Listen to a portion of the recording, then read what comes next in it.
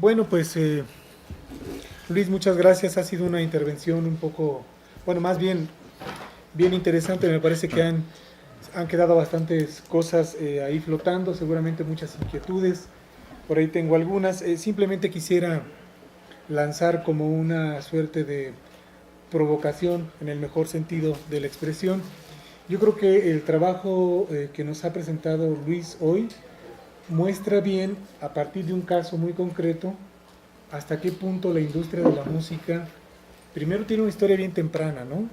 Y por otro lado, ha contribuido de manera bien significativa en la configuración de ciertas prácticas musicales y los imaginarios asociados a estas, ¿no? Yo creo que una primera aproximación podríamos pensar que ciertas músicas de México, incluida la del norte, eh, digamos, corresponde a una tradición muy específica sin que necesariamente la industria de la música haya intervenido, haya, digamos, contribuido en este proceso de configuración, ¿no? Entonces, yo creo que es un elemento importante para pensar. Pero bueno, quiero dejarlo ahí y más bien como hemos procedido habitualmente, hacemos tres preguntas, tres comentarios, las juntamos, te damos la palabra y luego si hay otra ronda de intervenciones, Ajá. Sí. las hacemos, ¿Y me ¿no? puedes prestar un? Buenas tardes, muchas gracias por la charla, maestro. Yo soy de Colombia, soy estudiante de una maestría en ciencias de biología. Mi interés es estudiar un poco los instrumentos construidos con plantas, pero todo este tema de la historia de la música, digámoslo así, me interesa mucho. Me interesó mucho venir a la charla porque precisamente en Colombia también hay mucha influencia de esta música, sobre todo en la zona andina. De hecho, allá se conoce como música montañera o música paisa, o sí, sobre todo música montañera.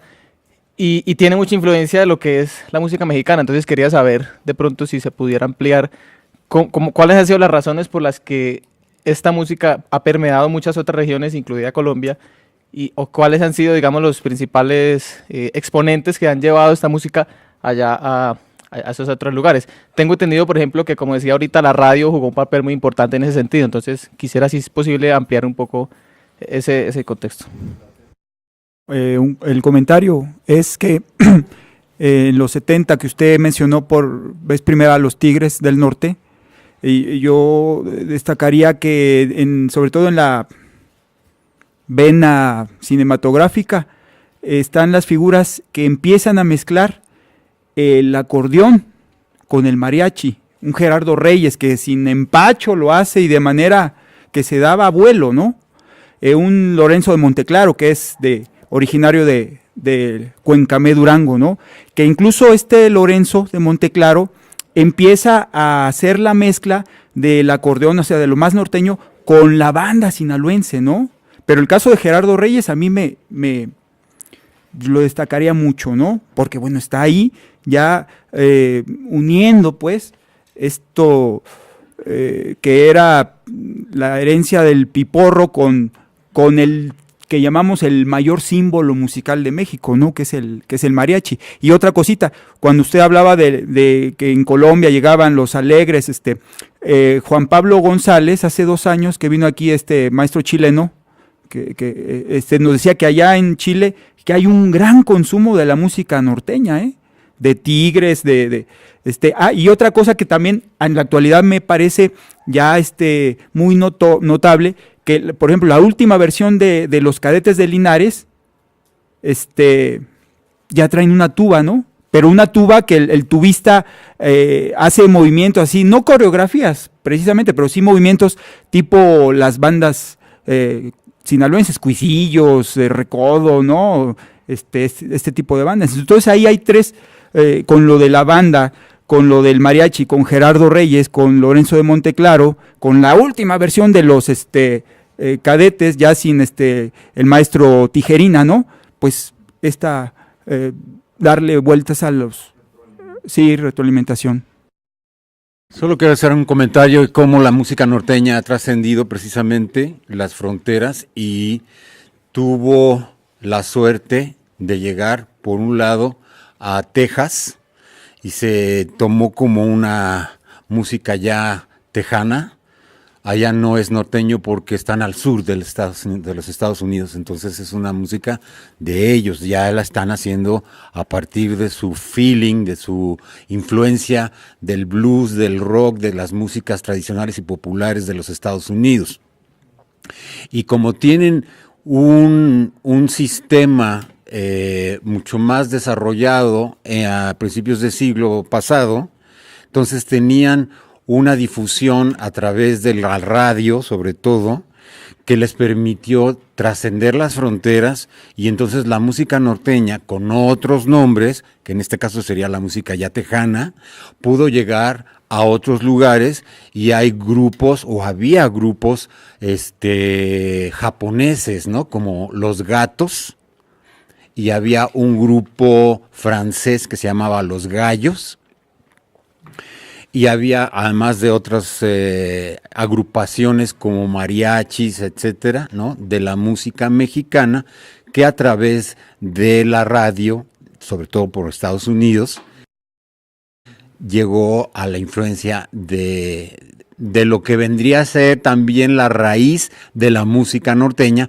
que son las músicas europeas, ¿no? Las danzas tradicionales, las mazurcas, los valses, el chuntata, que es un ritmo muy mexicano, no es otra cosa más que un vals, en realidad, ¿no? Y ya después toma carta de naturalización mexicana cuando se empieza a poner con letras, ya se hacen las canciones rancheras, etcétera, ¿no? Pero sí hay todo un bagaje de músicas norteñas, de cuerdas, de la canción cardenche, de la picota en Nuevo León, ¿no? Los clarinetes con tambora, en fin, que sí siento yo que les hace falta como más empuje a través de la radio, ¿verdad? Que desgraciadamente se han estado perdiendo esas tradiciones porque también se bailaban, ¿no? Pero que por otro lado siento yo que sí ha sido muy importante que se hayan ido, que hayan inmigrado a los Estados Unidos, sobre todo en Texas, para agarrar este estilo del Tex-Mex que le llamaron, para poder trascender a otros lugares como Japón o Francia, ¿no? Gracias. Entonces voy contestando cada una de las preguntas y comentarios. Bueno, las razones, preguntaba el compañero de Colombia, las razones por las que la música permeó en las culturas en varios países, pues no solo de la cuenca del Caribe, ¿no? Sino hasta la Tierra del Fuego, en el punta sur de nuestro continente. Esto, bueno, sí fue por la radio y por la industria discográfica, ¿verdad? Llegaban hasta allá los discos.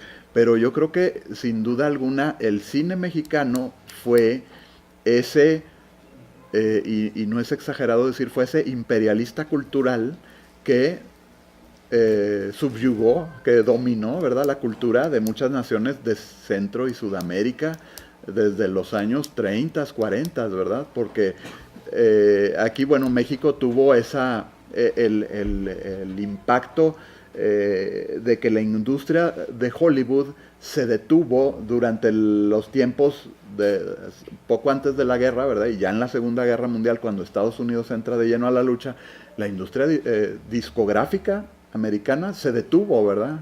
Ya, porque las cosas estas de pasta no podían imprimir un disco porque era más importante hacer una cosa para pelearse allá, ¿no? No sé, un implemento para los soldados o cualquier cosa. Y lo mismo sucede con la película, ¿verdad? Con los films. Entonces, ese momento de la Segunda Guerra Mundial, cuando Estados Unidos entra en el conflicto bélico, fue extraordinario para la industria cinematográfica y la industria discográfica mexicana, porque el dominio que tenía la Unión Americana sobre esas industrias a nivel global lo retoma México, ¿no? Y esto no es una exageración, ¿eh? O sea, yo he oído gente que dicen chilenos, ¿no? Que creen que Pedro Infante es chileno, ¿no? O argentinos que creen que Jorge Negrete es argentino. O sea, de ese calibre fue, o sea, de esa cercanía tenían los habitantes de Centro y Sudamérica con los íconos que creaba el cine y la industria discográfica mexicana, que pues ya eran como familiares, ¿no? Yo creo que esto fue lo principal, ¿no? Y ahorita lo que mencionaban, por ejemplo, de que se oye mucho, ¿verdad? Que decía Juan Pablo González, ¿verdad? Se llama el doctor chileno, que decía que hay muchos grupos, sí, y hay grupos además locales, ¿verdad? Hay en el Cono Sur hay los Tigres del Sur, así como hay los Tigres del Norte, y se visten igualito que los Tigres del Norte, ¿no? Con unos colores hasta más chillantes, y tocan esos corridos prohibidos que les llaman en Sudamérica a los narcocorridos, ¿verdad? Y bueno, aquí vemos que debemos ser muy cautelosos cuando usamos esa expresión de que Estados Unidos es el maldito imperialista, ¿no? Cuidado, porque México tiene una industria cultural, ¿verdad? Nuestra industria naranja, que le llamamos, tan pesada como la de Estados Unidos, y que ha dominado culturas, como bien mencionaban, hasta en Japón, ¿no? En China. O sea, hay grupos de mariachis, de grupos norteños, grupos tejanos, Tex-Mex, ¿verdad? En un montón de países. En relación a la otra comentario, en los años 70, precisamente los Tigres del Norte, que comienzan a tocar con mariachi, de hecho este fenómeno surge antes. Hay duetos femeninos que ya para los 50 ya están grabando, y que yo lo que planteo en mi texto, ¿verdad? Que aquí traigo algunos de los libros, de lo que planteo en este sentido, es que estas grabaciones que hacían, por ejemplo, las jilguerillas, donde se acompañaban con mariachi, y luego otra canción que seguía con una banda así pueblerina medio desafinada, y luego otra con un grupo norteño, y luego otra con mariachi con acordeón. O sea, en un mismo disco, ¿no? Tenemos de las jilguerillas todo eso, ¿no? O las hermanas, no sé, X dueto norteño, ¿no? Arias, ¿no? No sé, hay un montón de duetos norteños en toda esta época de los 40, 50. El dueto Río Bravo, ¿no? Es otro de ellos, con las hermanas estas que eran de Río Bravo, precisamente del pueblo de Río Bravo que está cerca de la frontera. Todos estos duetos, y estas grabaciones, lo que planteo es que esas grabaciones se hacen precisamente para llegar a mercados regionales, ¿verdad? O sea, por un lado, pues sí, está la gran industria discográfica mexicana, que está dominada en ese tiempo por el mariachi, pero también pues les gusta en Monterrey y en Tamaulipas, ¿verdad? El acordeón. Entonces también hay que tratar de ser atractivos para esa industria. Y acá en Sinaloa les gusta la banda, ¿verdad? En Nayarit, en Jalisco. Entonces vamos haciendo un disco que se pueda vender igual en la Ciudad de México como en Reynosa o en Culiacán, ¿verdad? Por decir algo. Entonces esa es la idea. Yo siento que es más una respuesta a la industria, ¿verdad? Más un trabajo de marketing que una verdadera necesidad artística, ¿no? Que tuvieran en un momento dado. Y eso sí, efectivamente lo retoman después, y bueno, vamos a ver que ya en nuestros tiempos, como bien menciona, pues ya hay esta conjunción del noreste con el noroeste, ¿verdad? Con la banda sinaloense, con el grupo norteño, ¿no? Que es el bandeño que se conoce actualmente, o el norteño banda también les llaman así, ¿verdad? En la otra pregunta que nos hacían, la música trasciende las fronteras y se asimila en Texas, y ponían el ejemplo, ¿verdad? de los gatos negros, ¿verdad? Los gatos de Japón. Los gatos, sí. No, el gato negro es uno tejano, perdón. Sí, los gatos es un conjunto japonés. Sí, es un conjunto japonés, y sí se asimila en Texas. Lo que yo observé cuando hice el trabajo de campo es que mientras que en México la música de acordeón y bajo sexto en los años 40, 50, incluso 60, tiene el estigma todavía de que es música campesina, de que es música de los pobres, de los giros negros, en Estados Unidos, cuando esa música llega, ya para el principios de los años 40, se están haciendo bailes en lugares cerrados, y muy importante, no se vende cerveza.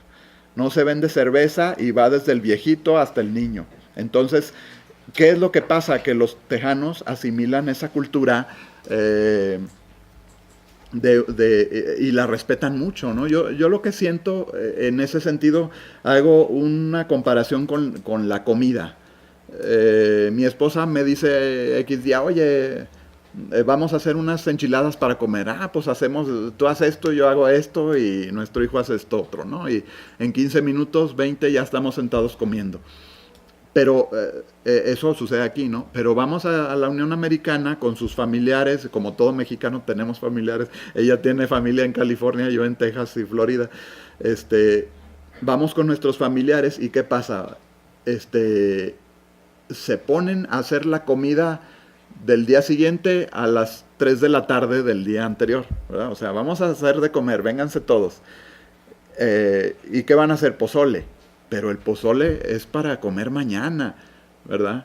O sea, ahí vemos, con esto, ¿qué les quiero decir? Que precisamente en la Unión Americana, eso que para nosotros es algo que vamos a comer o que vamos a escuchar mientras nos relajamos en un parque o X cosa, para los mexicoamericanos allá, eso es México. O sea, y eso no, entonces no puede ser hecho a la ligera, ¿verdad? O sea, no puede ser mal hecho, no puede ser negativo, ¿verdad? O sea, para ellos todo lo contrario a lo que a muchos mexicanos nos sucede, ¿verdad? Que para nosotros México decimos, ay, que todo está mal y que el apocalipsis zombie ya va a llegar y etcétera. Para ellos, para los mexicoamericanos, todo lo mexicano es positivo. Eso es lo que he visto yo en las entrevistas que tengo con la gente allá. O sea, todo lo que significa México, en este caso la música, es positivo. Y si no es positivo, como el caso del conjunto, fíjense, nosotros lo hacemos positivo. O sea, nosotros le damos ese valor. Si en México dicen que eso no vale nada, porque, por ejemplo, a Ramiro Cavazos yo le preguntaba, oiga, maestro, y cuando usted, no me diga maestro, siempre dice don Ramiro, y cuando usted salió de su comunidad, ¿verdad? Que vivía en la zona rural, en Los Ramones, si mal no recuerdo, nació él. Cuando usted salió y fue a Monterrey primero, ¿lo recibían bien? No recibían bien. En Monterrey no nos querían. Y bueno, y entonces usted nomás estaba en ese tiempo tocando en los ranchos. Dice, pues tocaba en unos ranchos, en otros no. En los ranchos curros no nos querían, ¿verdad? Dice, o sea, en los ranchos finos no nos querían. O sea, ahí se ve cómo la música en la Unión Americana, yo es lo que vi. O sea, si la música es negativa en México, nosotros la hacemos positiva. Y entonces, ¿cómo la hacemos positiva? Le damos nuestros valores. La hacemos familiar, la hacemos una música familiar, la hacemos una música que no esté relacionada con la dipsomanía, como está allá, ¿verdad? En el sur, etcétera, ¿no? O sea, le van poniendo valores. Luego le agregan además los instrumentos del American Mainstream, ¿verdad? De la batería, bajo eléctrico, ¿verdad? Allá empiezan a usar esto de la electrificación. Y entonces la hacen una música al nivel del American Mainstream, ¿no? O sea, de las músicas populares, mediáticas de ese momento. O sea, tan valiosa es para nosotros como esto que hay acá. Tan es así, pero bueno, mencionan también, bueno, en Texas se asimila. Bueno, en Texas se asimila entre comillas, ¿no? Porque para alguien que es un outsider, ¿verdad? Para alguien que no está inmiscuido en la música norteña, si oye al conjunto tejano y oye a un conjunto norteño, le van a parecer a lo mejor exactamente la misma cosa. Pero para un tejano, el que le digan, oye, eso suena norteño, no, te dice hasta de qué te vas a morir, ¿no? En Texas dicen, no, esto es puro pinche conjunto, así con esas palabras dicen en español, ¿no? Esto no es norteño, esto es puro pinche conjunto. Así dicen en Texas, en cualquier lado, ¿no? Un viejito me dijo así, o un niño, o sea, cualquiera dice, para diferenciarlo de la música norteña. Que bueno, eso es también pues como una especie, yo lo que sentí también es que eso también se usa como una especie de defensa,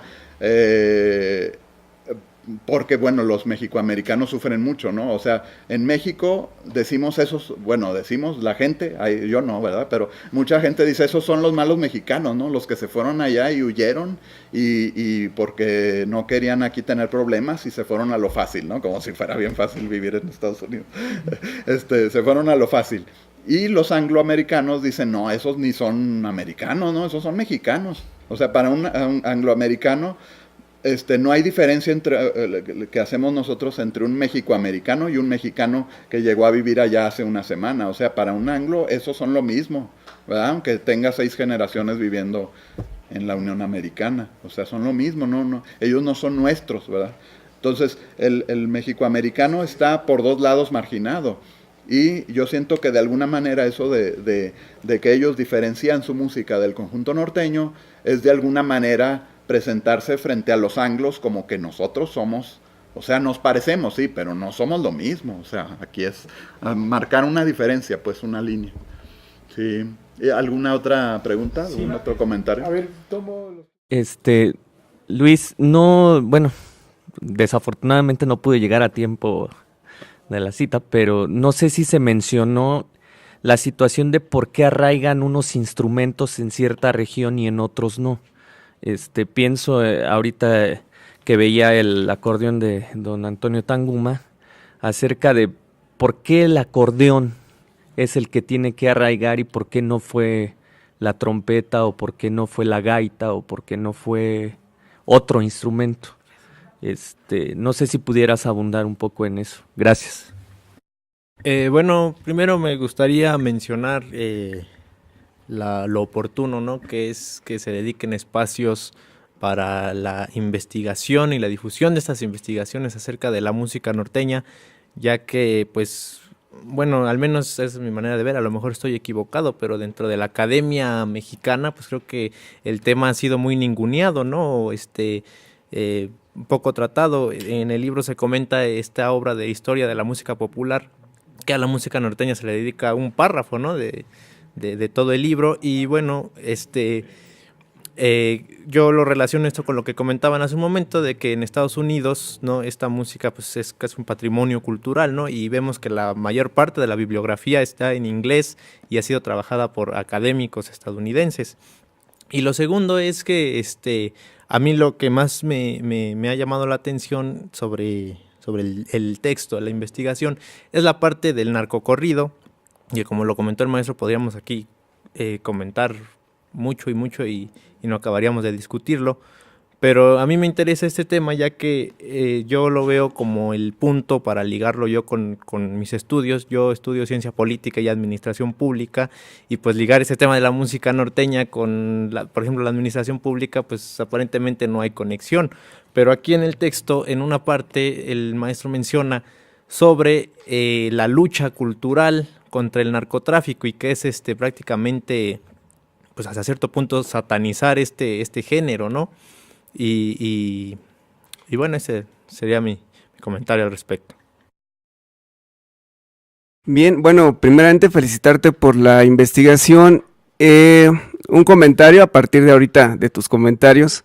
Creo que sí, efectivamente hay una industria de la música, pero no es una, son varias y ha tenido varias etapas. No es tan fácil decir así como que ya la industria y por eso pasó esto, sino que han sido varios procesos desde el cine, desde la radio, desde la televisión, y de que muchas veces efectivamente viene el empuje tan desde abajo que las industrias se tienen que adaptar a todas las músicas populares. O sea, el que el grupero entrara a Televisa no fue fácil, o sea, se le negó la puerta muchas veces a Bronco, a Joan Sebastián, a los Bukis, hasta que ya no pudieron. Ahora sí que ya venía todo el gusto del público empujando muy fuerte, fue que les abrieron las puertas, pero pasó mucho tiempo, no fue de la noche a la mañana.